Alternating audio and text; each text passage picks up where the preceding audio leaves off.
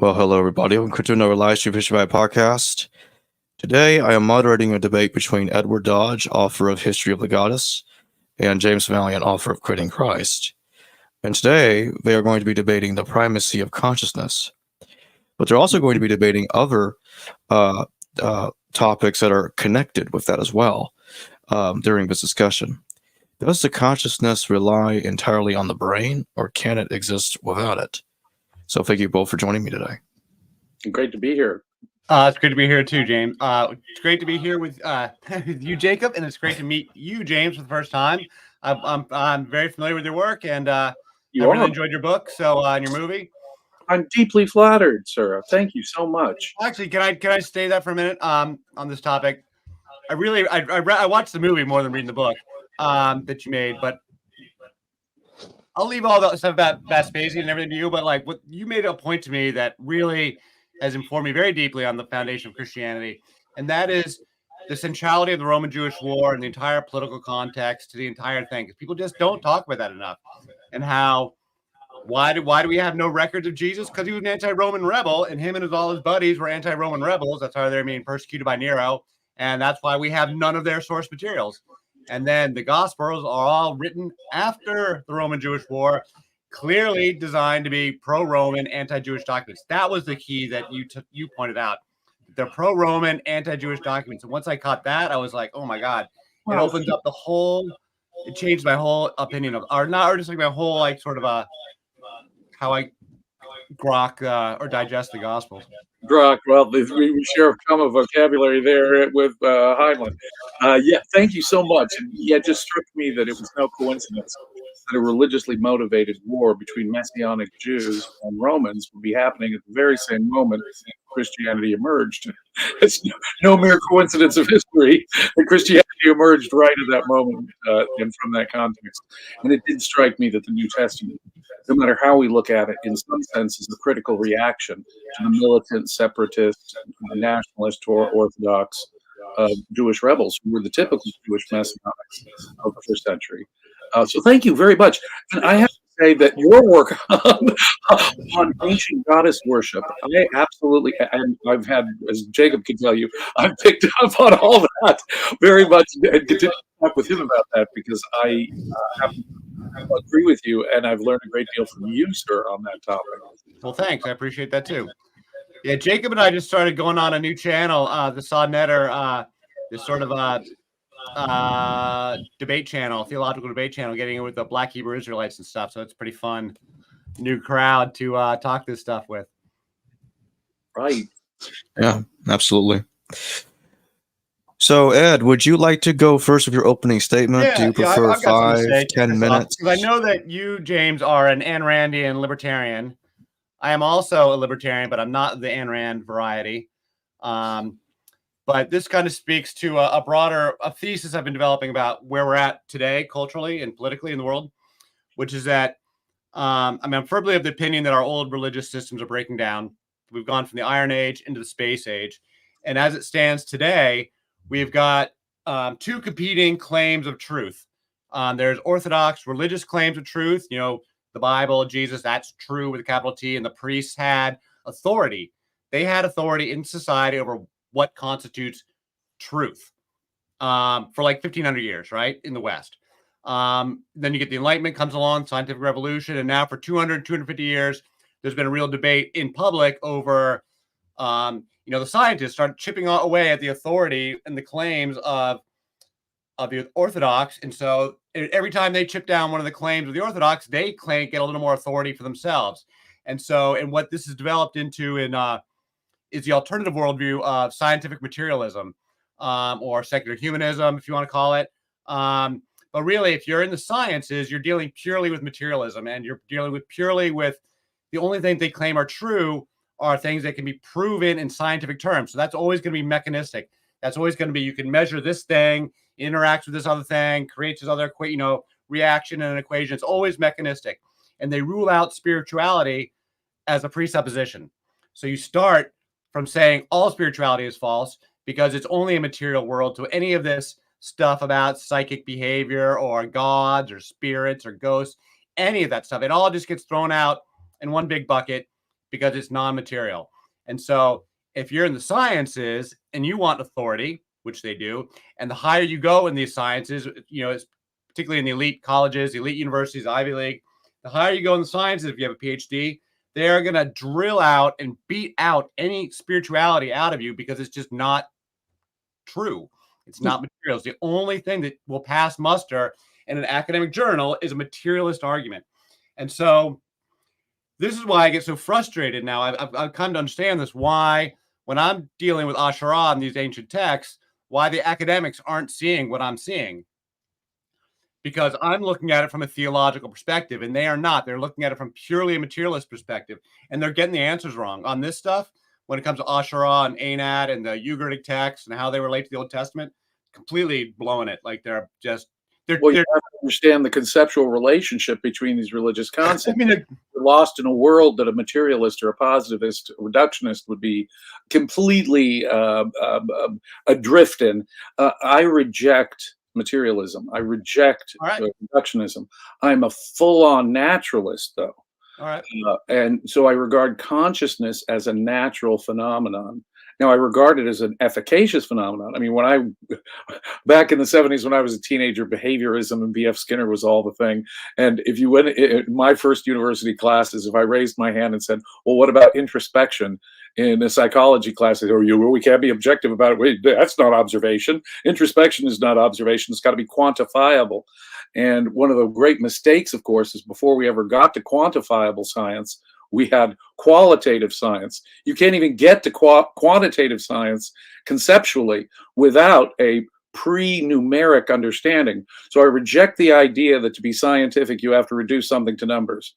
That is just a pure number mysticism, Pythagorean mysticism, as far as but it is the conventional wisdom in academia today. Absolutely, it is. Absolutely, it is. And but I would just point out all kinds of flaws. I myself am a critic of the materialism and reductionism and behaviorism and all these extreme forms that try and wipe out the existence of consciousness.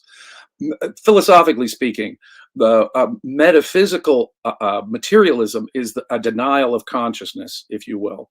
And so they'll think that consciousness is at best like an epiphenomenon, something without any efficacious power. It's like steam often like a railroad engine or something. No, consciousness is efficacious. I think, I make plans, I make conceptual plans, and those plans can make a difference. I can enact what my consciousness has developed, a plan to go to the moon or a plan to take a vacation to the mountains. And so my consciousness is a real thing, but it's a natural thing. And the scientific types are, in their rejection of religion, trying to wipe out, and this historically you're exactly right. They in effect used Occam's razor against Democritus's sort of atomistic materialism 400 years ago. And they began to say, well, then there's no spiritual realm, there's no consciousness even. And they began to wipe out all kinds of concepts that are perfectly valid, relate to reality, in my view. Now, metaphysical idealism is the belief that only consciousness exists, and that consciousness is sort of the creative factor. People like Hegel and Bishop Berkeley are philosophers who very much exemplify this. To be is to be perceived, said Bishop Berkeley. Hegel, everything is really just a form of consciousness. Philosophy, in my view, is this actually gotten off to and philosophy here is the failure. And the scientists have had very poor guidance from philosophers who've been stuck in religious modes of thinking, it seems to me. Religion is a primitive, people can't avoid philosophy. Religion is kind of a canned form of philosophy, giving people the context that they need to put things into, that metaphysical and ethical framework that every human being can't do without. The relationship, basically, between consciousness, human consciousness, and existence is the basic question of philosophy, but it is a specific one.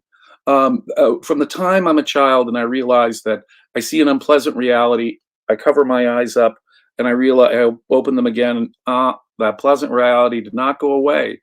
I realize that there's a relationship between consciousness and existence.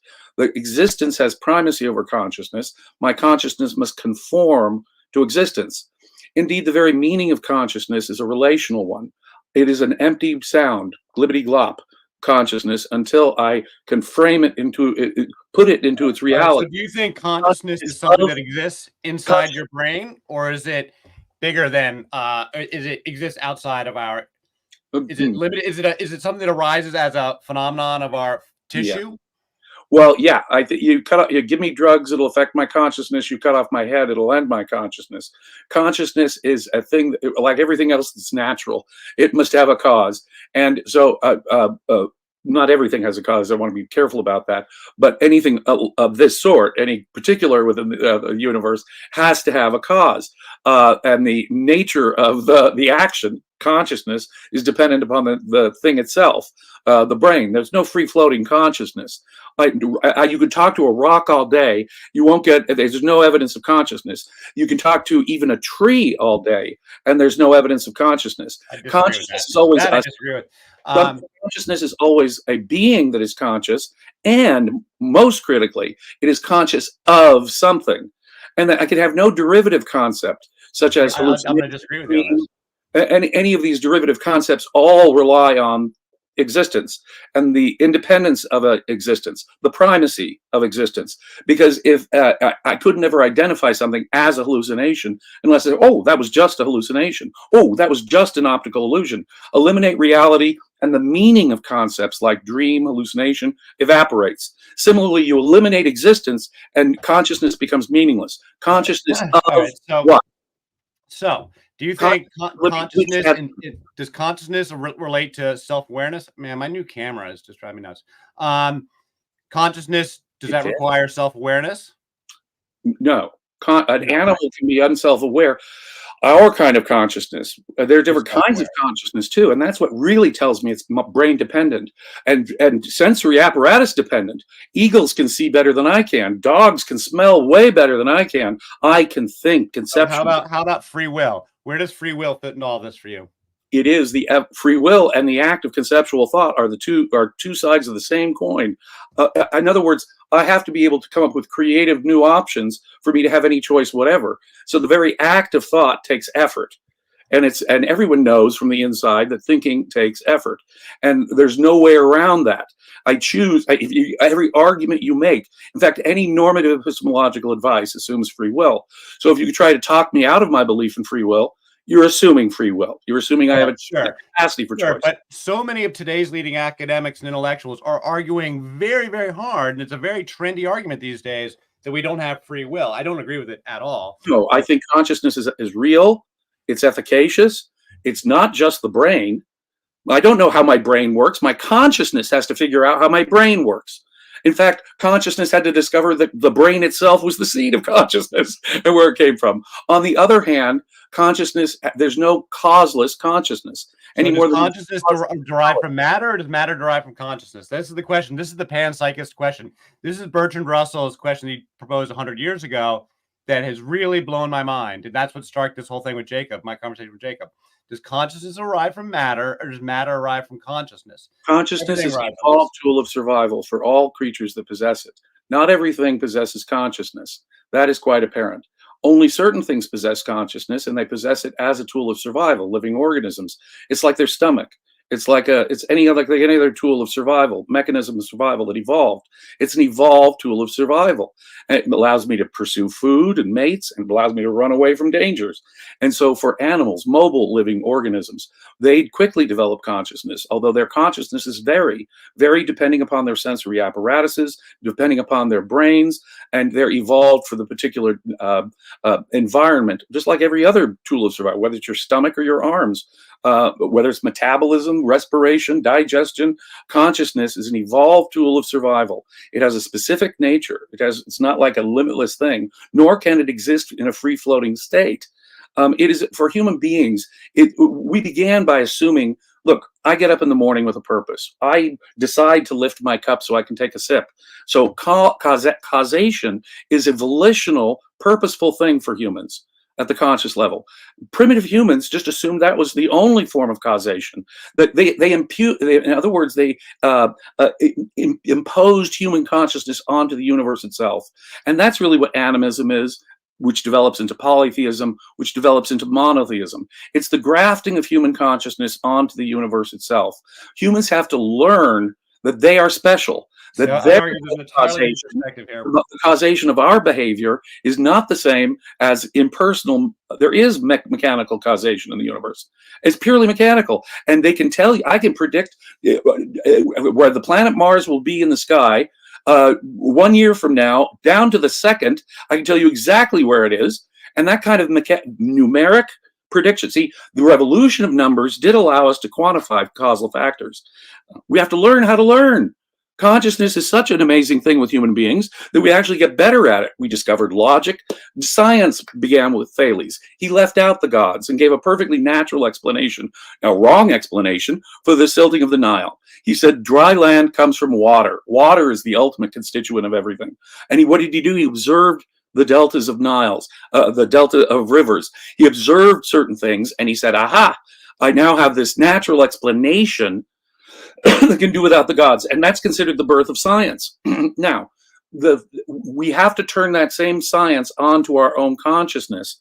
That is, we are our own greatest mystery still. We've done a bang-up job of figuring out the physical world. We can split atoms and release the power of suns. We can get golf balls on the moon. We can manipulate molecules and create whole new living species. Our power over the physical world is incredible because of this form of consciousness that we have. But this form of consciousness that we have that developed, using numbers in science is only about 400 or 500 years old. It's Galileo and Newton and Descartes, men like that, who told us that we could explain the world. They were given great hints by the ancient Greeks. Pythagoras understood mathematics and musical harmony, for example, or the relation of triangles in ancient mathematics. We had hints of the how, but what human consciousness does is it quantifies so that it can understand the world. The world is a very big and complex place. In order to create the unit economy required for efficient thought, we reduce things to concepts, universals. Even a simple concept like table represents an open-ended number of tables. So one little word, table, can deal with a large number of things all at once. And that kind of unit economy, that kind of integration, is exactly how the human mind works. And so, but our own mind, we haven't trained that logical capacity on our own mind. We are still our own greatest mystery. And so the humanities, social psychology is just a new science. It's only about 100 years old, 150 years old. Psychology is a brand new science. And economics, historiography, we're just starting to figure out ourselves. All right, so we've made great strides in science. There's no doubt about it. No one would dispute the technical achievements we've had in the last couple centuries has been really mind-boggling. That said, science is not nearly as predictive as it claims to be in terms of like the authority these people are claiming, because there's huge problems with physics right now. There's huge problems at the cutting edge of physics. Consciousness being the most famous one, that what they call the hard problem of consciousness, which we're going to come back to. But there's other problems. I mean, they talk about it being a deterministic universe, except for all this randomness that is just out there in the equations that they don't know what to deal with. And the dark matter, which is 80% of the equation, except it's all just a variable that they inserted in there to make the equations balanced. They don't know what it is. And then the big one is quantum mechanics. No one's been able to unify quantum mechanics with classical Newtonian and Einstein's general relativity, and this is a huge problem. Well, I don't use the cutting edge of knowledge to question more basic knowledge. In other words, you can't even understand quantum mechanics. Let me finish. I'm just getting started here. You've been talking for a while. Let me get started. You can't. You don't get to hold the mic. So Bertrand Russell pointed this out 100 years ago. He said, look, they have been trying to derive consciousness from matter for 400 years, and they have been failing. Going back to Descartes, no one's been able to derive consciousness. Hold on. Quit rolling your eyes at me. I listen to you. Bertrand Russell made the point that we haven't been able to derive consciousness from matter in 400 years. And so he made the argument. He said, well, can we flip it on its head and say, can we derive matter from consciousness? And he says, and he points out that the physicists all claim that everything derives down to numbers. Now, you disagreed with this point earlier, but nonetheless, this is the argument. The scientists claim everything derives down to math and physics. And Russell made the simple point that, well, math is clearly the product of a mind. Math is not itself material. It's clearly the product of a mind. And that implies that consciousness is that matter derives from consciousness. The consciousness goes all the way down the stack as the core. And as it turns out, this is exactly what the mystics in India have been teaching for thousands and thousands of years. This is exactly what the mystical traditions have always been saying, that all of our consciousness is universal. I'm not making this stuff up. This goes back thousands of years in Hinduism. All of our consciousness is universal. We're all related to one another. God is inside of us. Now, this is the mystical approach. The guy who invented quantum mechanics, Schrodinger, right? Schrodinger's cat. He was a total devotee of the Upanishads. He was trying to like get everybody to point out that like what they're talking about in Brahma here in Hinduism from thousands of years ago is exactly the same thing as quantum mechanics. And the guys in India, they're like, yeah, sure, quantum mechanics, consciousness, we've got it all. We've figured it out a long time ago. So my point is we need to move, we need to get beyond our Enlightenment thinking. We need to complete the transition to the space age. The next great breakthrough is when math and physics and mysticism come together formally, and that the folks in the West drop their pretensions that it's purely a material world and open up their minds that consciousness is actually derivative, that the spirit animates the matter, and that ideology matters more than materialism. Well, so I'm an idealist in this regard. Yeah, you're clearly a metaphysical idealist.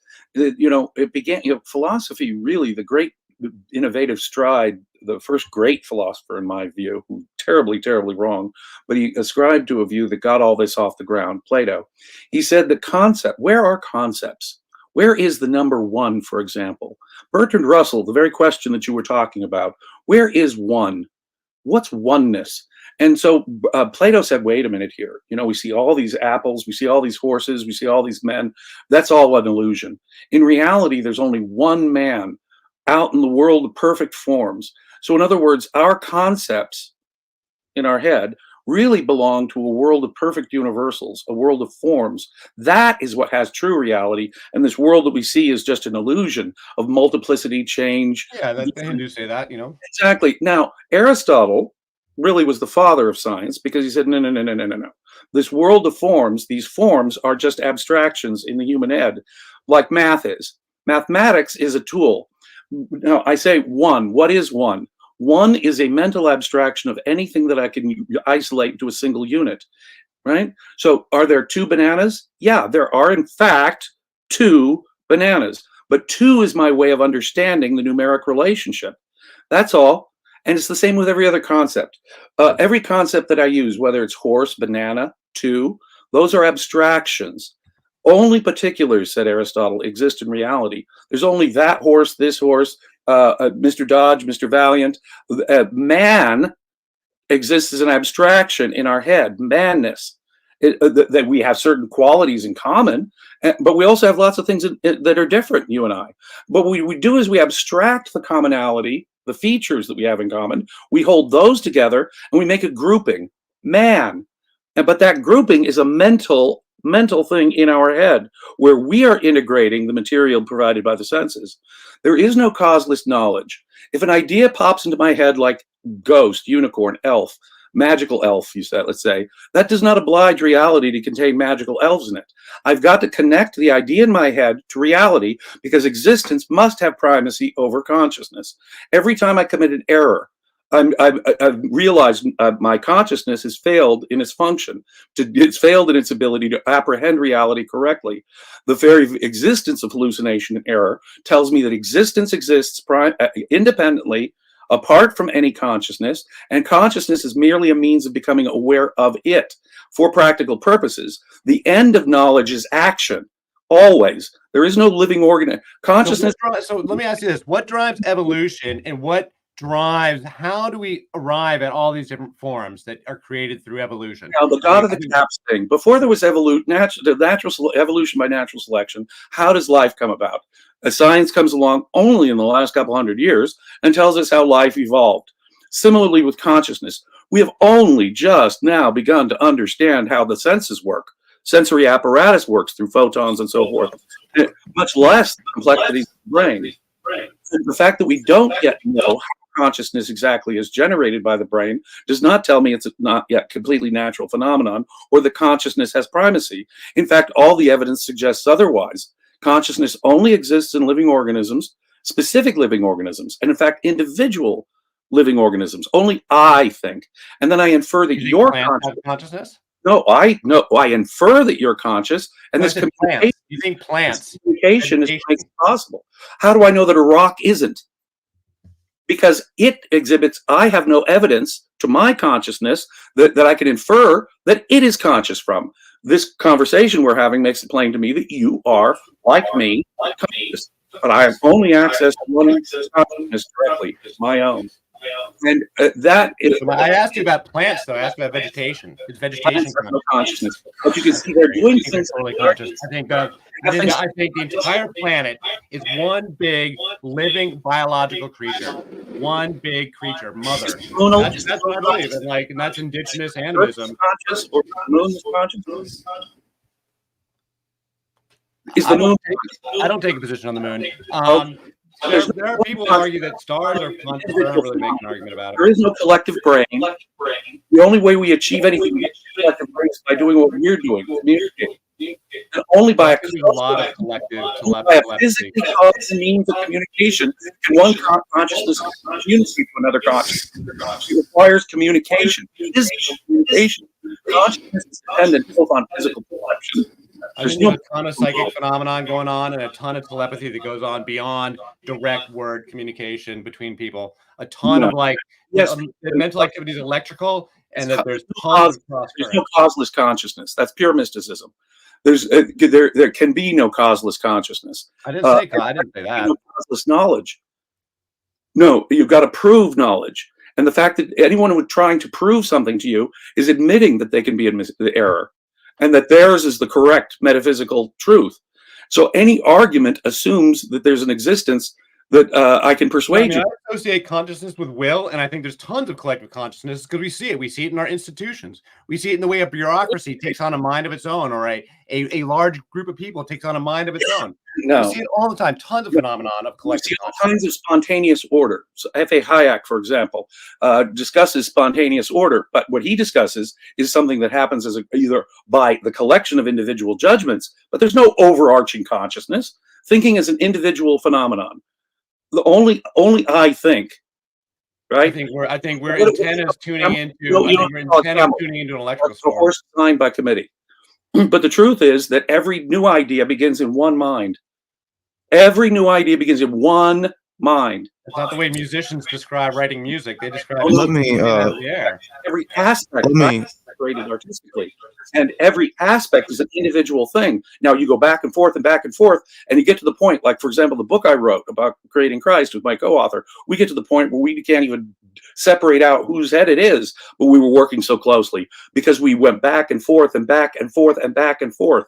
But the point is that if we agree on something, it's his consciousness agreeing with the same thing my consciousness is. Consciousness is an individual phenomenon. Sure. The individual bird, the individual fish, the individual human.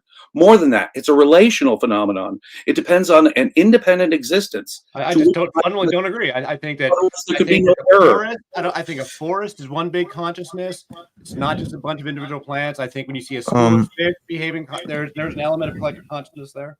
I see. I think this is where we need to have this breakthrough. Let me take a super chat because it's been waiting for a bit, and then I think we need to try to organize this a little bit with times. Okay. The Constellation Pegasus, thank you for your super chat. No point arguing, gentlemen. We are a long way from understanding this. James Webb is surprising us with the early galaxy formation. We are not seeing what we expected. Can someone have extranched position on an unknown? Well, that's what I'm saying. He corrected himself and said a separate chat, entrenched.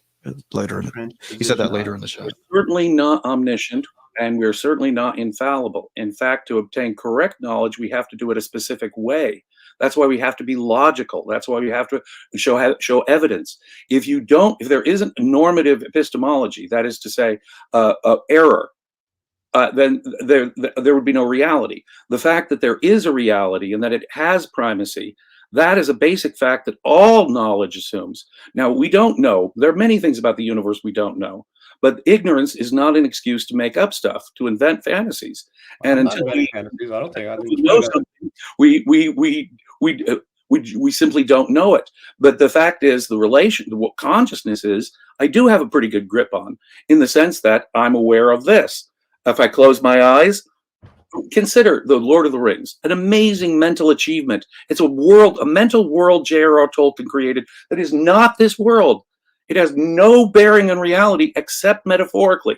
Oh, I can learn all kinds of moral lessons. No, there are no dwarves and elves, but they go through a set of experiences like human beings, from which now there's a universal kind of knowledge. He's plugged into a moral that all humans can learn from.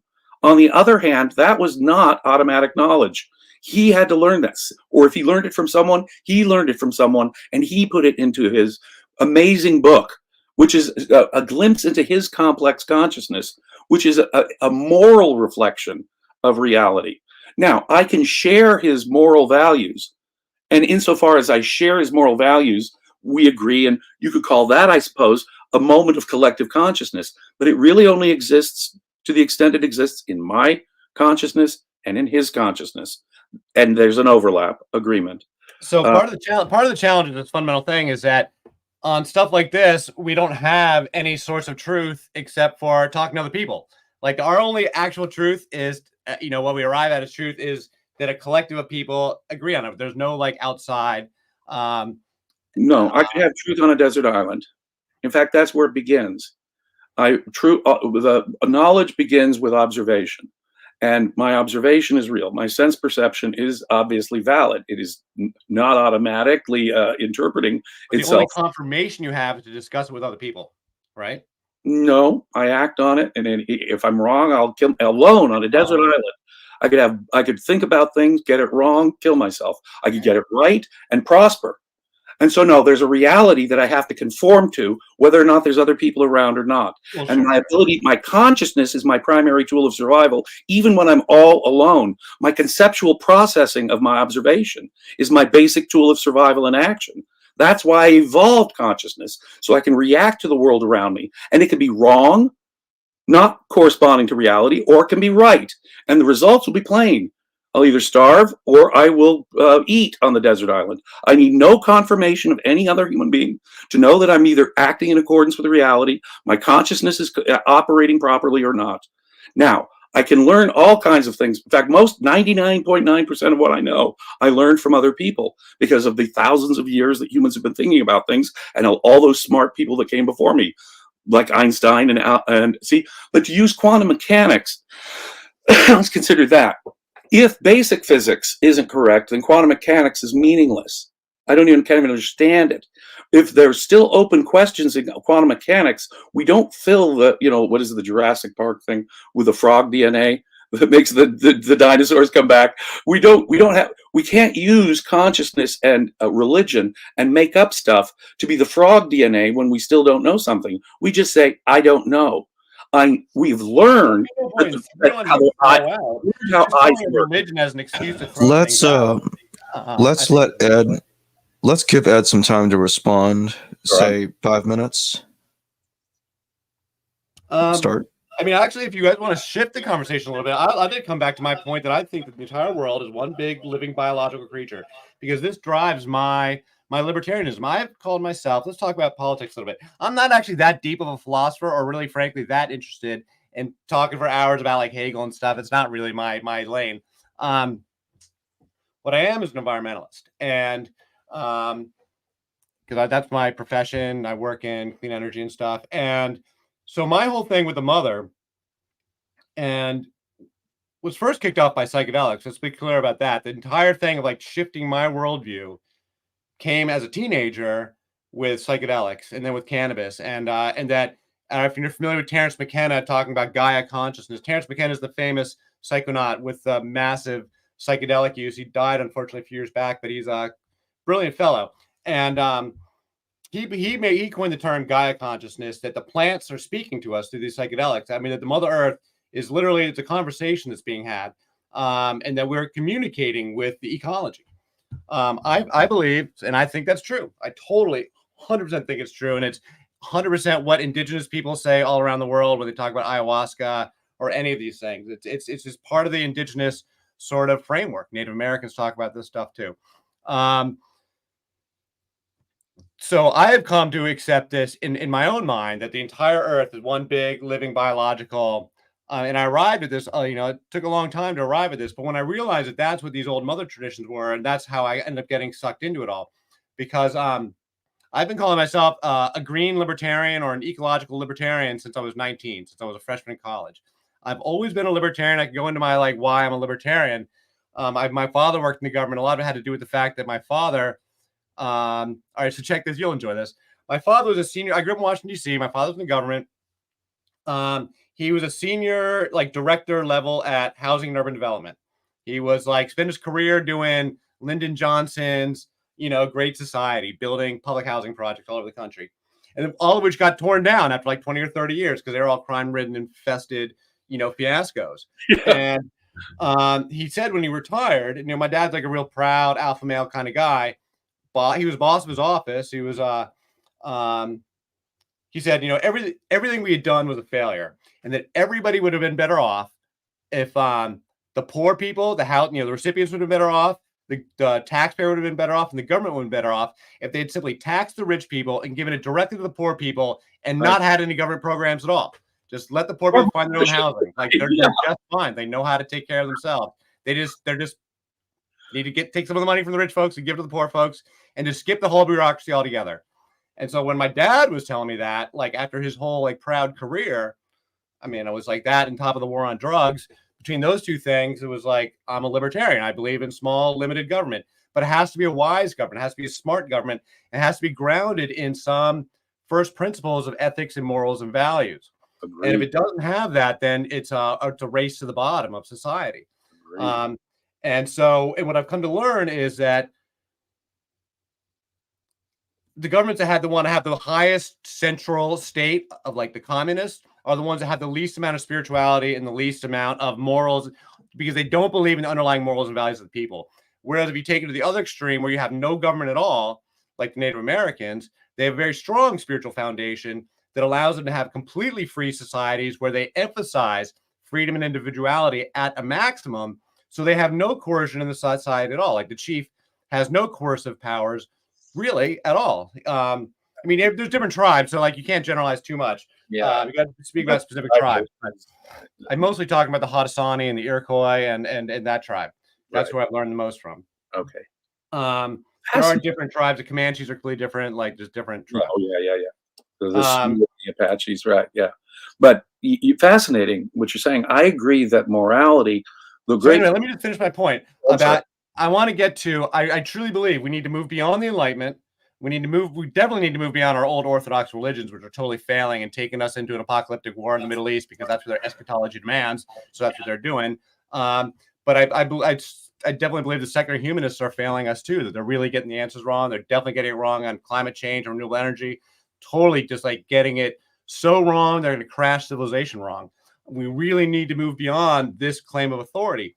So an ecological civilization, this is a term I actually took from Xi Jinping, and I'm no fan I'm no communist, but he is pointing out that the Chinese want to build an ecological civilization. Well, what is an ecological civilization? That's one that literally puts ecology first. So what is ecology? Ecology is Mother Nature. All right, Ed, your time is up, so let me give 5 minutes to James for him to respond. With ecological ethics, that's where my worldview is. I see. I absolutely. Okay, James. I absolutely agree that secular humanism and modern atheists have failed in the ethics department, and they gave up. They threw in the towel back with David Hume, saying you couldn't derive an ought from an is, which I think is absolutely wrong. And so they end up, in some sense, your Sam Harris's end up at the end of the day, although they claim to have provided some basis for scientific morality, they actually have not. I think Ayn Rand has provided an objective basis for where morals come from, why there's value pursuit, why value, how do we know values even exist? But the point is that you're absolutely right when it comes to ethics. But I would point out that freedom is really the product of the Enlightenment. The United States is the nation of the Enlightenment. Before the Western Enlightenment, slavery was the norm. It was universal on all continents. The high-end New World civilizations. And what ended slavery? Okay, what ended slavery was John Locke's rational arguments for property rights. He said there's either individual property rights or some form of slavery, and it was an Enlightenment argument. For the first time, And that's why only in the 1800s slavery came for all of human history before I know that this is what people say. I actually don't agree. I but think slavery ended because of the industrialization. but in history, large organized society had slavery. Egyptians, Romans, Chinese, Native Americans, Aztecs, even Native Americans had agriculture in, say, the American South. They had slavery, and mostly collective ownership. Individually, I disagree that the Native Americans had a libertarian ideal society. They were not on their way to an industrial scientific revolution. They were not on their way. See, freedom actually means the absence of coercion and individual property rights. The only alternative to individual because why do I believe in individual property rights? Because thinking and consciousness is an individual phenomenon. Now, it directly relates to that, and it is the discovery of the Enlightenment scientists and philosophers. America was the first scientifically created country. It said, no, you have to have separation of powers. We have no established religion. That was all the product of the scientific Enlightenment.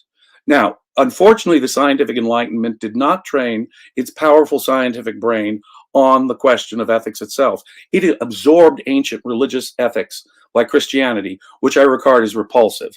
Absolutely repulsive. Ethics is not an automatic. It has to be scientifically demonstrated. It is not something that just wells up from our feelings. So it's neither the arbitrary command of a god, nor is it some built-in feeling that humans have innately. No. I definitely don't think it's innate. I think it's cannibals, slave owners, the Aztecs, high-end civilization in the New World was engaged in human sacrifice. We're taking the hearts out of children systematically. Humans are not automatically good. We have to learn that you don't propitiate the gods through human sacrifice. We have to learn that murder is wrong. We have to learn a system of law. And it is only the more advanced Enlightenment countries that developed rule of law, like Great Britain and the United States. And why is freedom good? Because it permits progress, scientific, technological progress. The mind does not work by coercion. People have to be free to disagree. A censorship would shut down a culture. Similarly, communism in the economics shuts down material progress. The communists said that they would create all this material progress and prosperity. Of course, they failed utterly because they accepted basically ancient mystic ethics. Marxism is a religion. Trotsky said God is the state is God. They believe in polylogism. The Marx himself was a student of Hegel. Who was really say that the state is God and God is the state? That's Leon Trotsky. Wow, God is the state is God. I didn't. That serves my arguments even better. Well, that's the thing. They didn't replace God. All they did was replace God. In other words, they didn't replace the religious worldview, which is what they needed to do. And the religious. You've got to read this book. Have you read this one? I can't quite see it. What's the title? It's called The Dawn of Everything: A New History of Humanity by David Graeber, and David Wengrow. No, I've not read it. It's a bit of a tome, but it's highly recommended. One guy's an archaeologist, the other guy's a sociologist or something, anthropologist. And so they created a really new.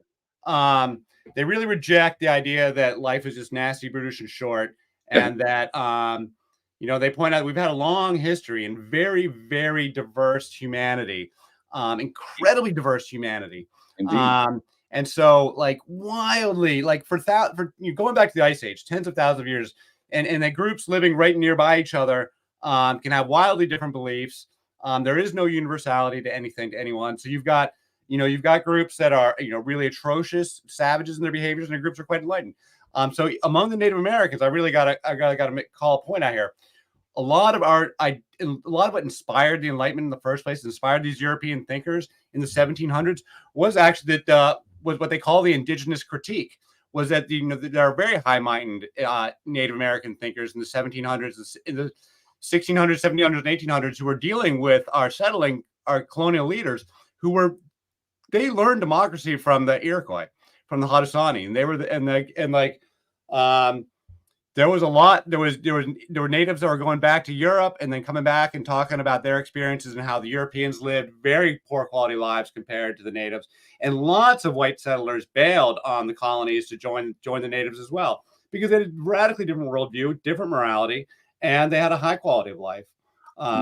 I'm afraid it's technology that clearly, and science that is clearly. I live better than the pharaohs of Egypt. I live better than Louis XIV. Well, King of technology's obviously changed everything. The Industrial Revolution changes everything. quality and variety and safety of my food, the variety, quality, and endurance of my clothing, the leisure time, my entertainment. I'm not trying to go back before the Industrial Snap your Revolution. fingers and get entertainment. I have higher quality, greater variety of entertainment. Medical care, my God, infinitely better than anything that came before. No. For me to be Look, wait, hold on. If our Industrial Revolution leads us into nuclear war in 500 years, we're all dead. Then ain't that great? You know, if they had a state last 100 years, only in the West, the quality of human life is dramatic. Not only has the population exploded, not only has life expectancy exploded with the decline of infant mortality and our ability to deal with diseases, but people are better fed. We have better, and we have more leisure time. We have more time to think. We have a much larger population. Every minute of time. People don't realize what division of labor in a complex economy. Every minute of extra time that I have is they were in, but no. In the state of nature, people were in a desperate state where they were dealing with famines, plagues all the time, and they were dealing with each other by force because they didn't know any better. And it was only in the last couple hundred years that we've learned not to enslave other people. No. We've made moral progress. Slavery comes in the Bronze Age. That requires rationality.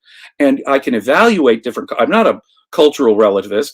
I can say some native cultures are better than other native cultures precisely because I have an objective sense of morality, one that's grounded in reality and science, a scientific morality, not a religious-based morality, which says it comes from God or the whims of God, which is subjective God, or emotions, which is just individual subjectivism. So religion can't provide an objective morality. The whims of God are no better than someone else's. I don't think there's any objective morality at all.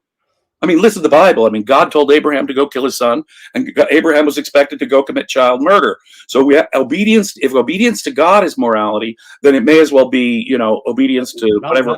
Not my argument. I think morality is a social construct. No, we have to. A social construct. The reason why I oppose the government is because it basically transfers the turning our minds over to the authority of God, or turning our minds over to the authority of government.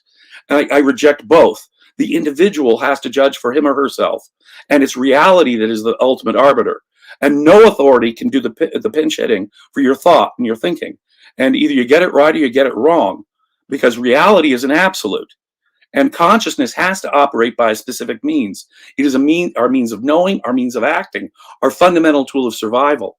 And it is freedom is the social condition for the operation of human reason. Humans need to be free precisely because only freedom allows the operation of their basic means of survival, reason. That's why why dictatorship doesn't work, because it is anti-reason. And that is why communists were really just a religion. They took over. Marx said that it was the advanced Western countries where communism would take hold, like Britain and America. China and Russia. It's the backward, totalitarian, deeply religious places that got totalitarianism and where it's sunk in deepest.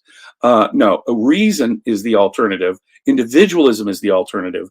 And for that, the Enlightenment was the thing that created the alternative to slavery, really for the first time. No, the founding fathers were mostly inspired by the Roman Republic. And you could go to Washington, D.C. today. I mean, we even have a Senate. We have 2 executive officers. One of them has a Native American with a Native American woman at the top of the Capitol building. Symbolically, yes, but because the Native Americans were in the conversations. Native Americans were way more involved than you. They were in the conversation. But let me suggest that John Locke's natural rights argument that finds itself in the Declaration of Independence was developed from people like Hugo Grotius and the natural law thinking from Thomas Aquinas. We have a philosophical development from the levelers before anyone had ever spoken to Native Americans. There was a development of individual rights thinking through the Enlightenment, through the Renaissance to the Enlightenment, and it is philosophers like John Locke and folks like that who were the direct. Really. You ask Thomas Jefferson who your heroes are, Tom, and he says Isaac Newton, Francis Bacon, and John Locke. We can get the John Locke part, but it is nature and nature's God that these people were talking about. So Christians fundamentally have it wrong. America is the most secular most scientifically, non-religiously created nation in history. And it was designed, in effect, to fight the ideas of Christianity, which had had Europeans at each other's throats for many, many centuries. Freedom is freedom of thought. The ability for you to be an idealist and for me to say be a metaphysical realist is absolutely a precondition for the progress of the human mind. We have to be able to have these kind of discussions. Why? Because reason is our means of knowing and our tool of survival. Sure, and people have been using reason and intellect for tens of thousands of years. It's not. The planet's never written a book. The planet's. I've never had a conversation with the planet. The planet's never written a book, and the planet has all kinds of The planet wipes out dinosaurs. Most of the species that went out long before humans ever came along. There is no actual permanent, perfect balance in nature. It is constantly a dynamic of change. And most species get ruthlessly wiped out, weeded out by nature. In other words, what I'm trying to say is that if the planet is a single organism, it is a single organism that has been eating itself and at war with itself for quite life, death, and renewal, life, death, and renewal, life, death, and renewal. Well, that's what the whole thing with the mother is. So humans, for example, are not this alien that are enemies of nature. We do have a distinct mode of survival, technology, and reason, and so forth. But we encourage certain living organisms. There are more trees in North America today than there were 100 years ago, and more 100 years ago than there were 200 years ago. Not more than there were 400 years ago. Humans encourage certain living organisms and discourage others, viruses, bacteria, so forth. And I have no problem with that. Humans need to change, in fact, their environment. That's how we live. We irrigate and we make farm. We build a dam and we stop floods. We create inoculation. We end a disease. We change the environment. We domesticate animals. Well, I mean, either we act in concert with ecology, or ecology is going to wipe us out. Well, wheat, for example, is man-made. Apples, we have them. Don't exist in human nature. Don't exist in nature without humans. So it is our conscious changing of nature that has improved it for our purposes. That's humans making things work for humans. Hey, James. Yeah, let's give Ed another 5 minutes, and then I'll give you 5 minutes for a final rebuttal, and then we'll get to the closing arguments. I feel like I've said my piece. I mean, I've got weird ideas. I've got strange ideas, and I'll be the first to admit it. My ideas are not conventional. And so I came around to a state of ecological ethics as like my sort of mainstay, and that's what I'm writing about. My renewable energy stuff, I think it's all about how do we link a circular economy with zero waste and clean fuels back to an ecological civilization that can survive for thousands of years, because of our industrial revolution after 500 years takes us into cataclysm. That's not much of an advance. We got to survive this challenge we're going through, because there's no guarantee that we'll survive. And I think the current course is definitely headed for trouble, and we are going to have to survive the trouble and like rebuild something new. And I want to be on the side of what comes next. And I agree with you. I want to be on the side of survival of the human species and what comes next. Are you conceding the rest of your time, Ed? Sure. Okay, James. We'll go ahead and make this a closing argument then. Ed gave his. So, James, 5 minutes.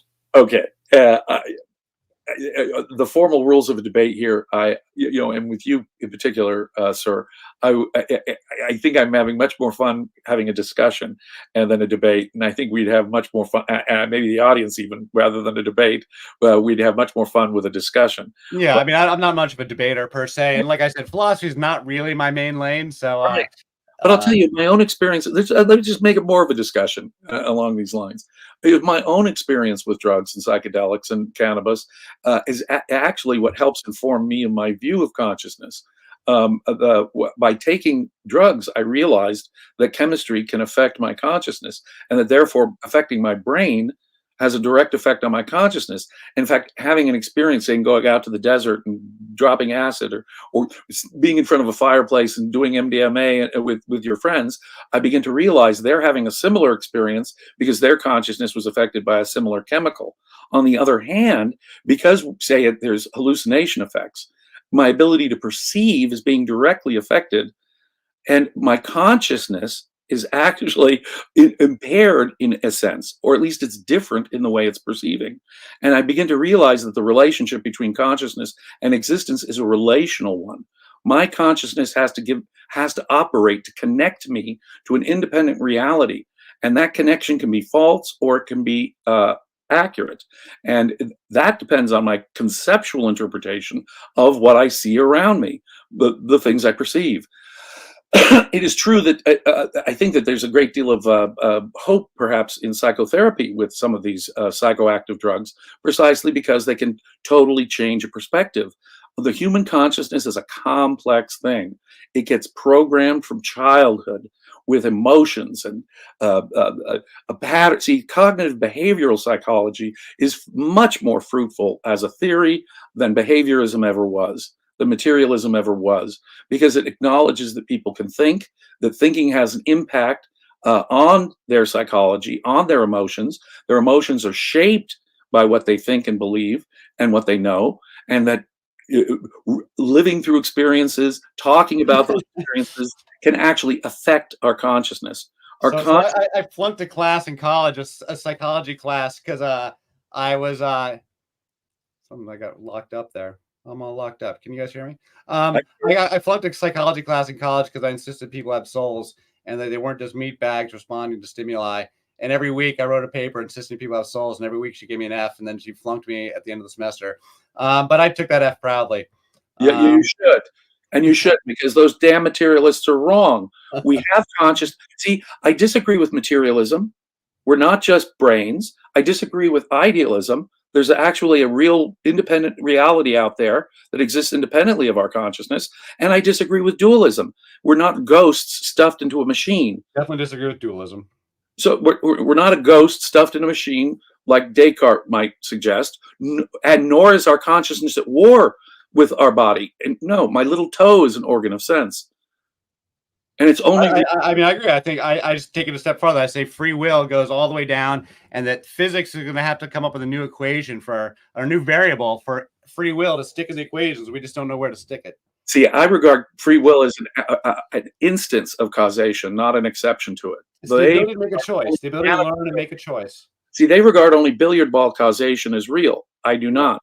I believe that free will is causation tells us that a thing must act in accordance with its nature. If I release a helium balloon, it'll go up. If I release a hammer, it will drop. A thing will act in accordance to its nature. That's all causality says. And choice is a phenomenon only human, in this sense, only humans have volition at all. It is the choice to conceptually think or not. That's why animals can't project alternate futures. Humans can project alternate futures, and that is what gives them choices. I completely disagree with that. We don't need to go to. We can go through different future patterns in our head, in our imagination, and that imagination opens up options, new alternatives. Yeah, I think dogs are way more clever than the animal psychologists give them credit for either. Well, I think dogs clearly are clever, but not conceptual.